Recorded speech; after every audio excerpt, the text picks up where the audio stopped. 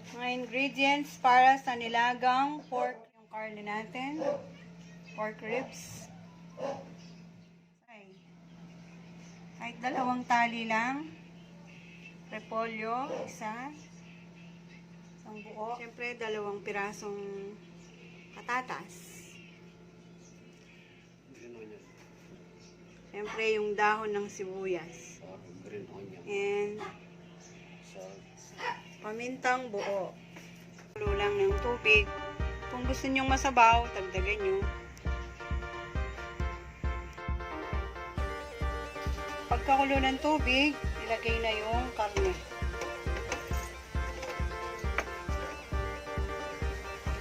Pwede rin namang isabay na sa pagpapakulo yung karne.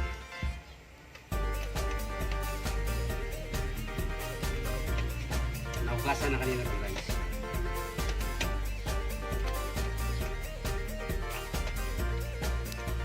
Kung nakukulangan pa kayo sa sabaw, pwede naman din. Para may makikita ng parang bubbles na may kulay. Tanggalin lang natin ito.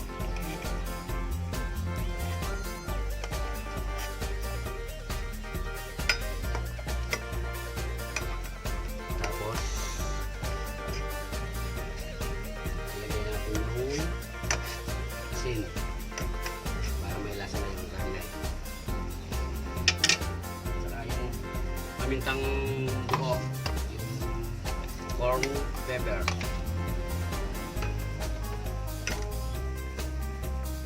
Hintayin na lang.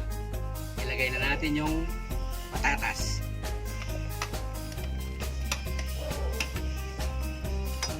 Pagkalambot ng patatas, isunod yung repolyo at saka pechay. Ilagay na natin yung patatas.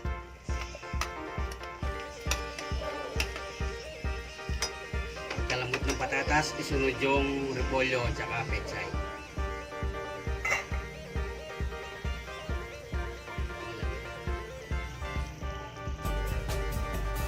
Ilagay na natin ang repolyo.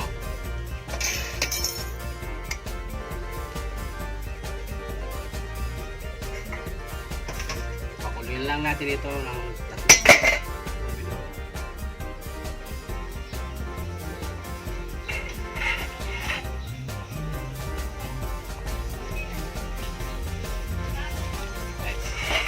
Repolyo nila pechay.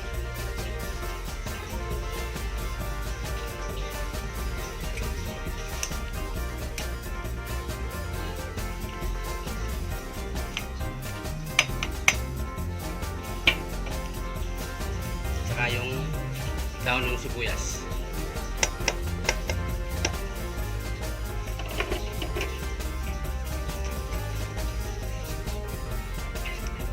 Takpan natin.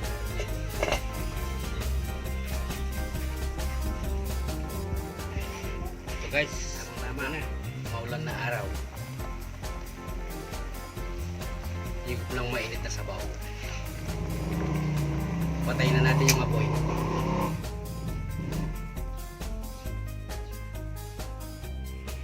Ito na ang ating finished product.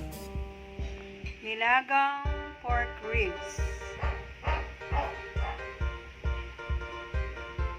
Sobrang sarap nito. Mabalin. Kaya try nyo na. Sa mga hindi pa nagsasubscribe, please subscribe. Para, at click the notification bell para ma-update kayo sa mga bagong upload namin.